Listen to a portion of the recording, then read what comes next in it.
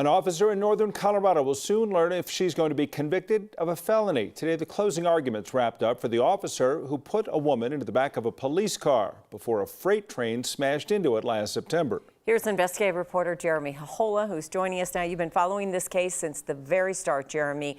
So the judge will make a decision, and hopefully soon. Yeah, let's see what happens. This case really hinges on if the officer knew about the train tracks below her feet during that traffic stop, or if she was completely oblivious to those tracks before the train collision. A judge will make that decision, and we expect to hear about that decision tomorrow afternoon. That could mean a felony conviction or maybe a complete acquittal. Who knows?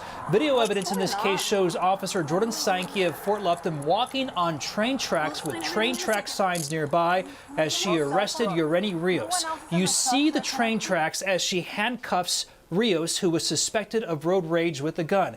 After the officer placed Rios in a police car parked on those tracks, we all know what happened after that. A train collided with the police unit with Rios inside. She remarkably survived. Prosecutors charged Officer Steinke with felony reckless attempted manslaughter and 2 misdemeanor charges. Steinke took the stand in the trial. She says she was not aware of the train tracks because she was so focused on the potential danger of a gun during that traffic stop. Prosecutors say Officer Steinke definitely knew the train tracks were there. Here's a bit of the closing argument, starting with the defense attorney. It was a horrific accident. No one denies that.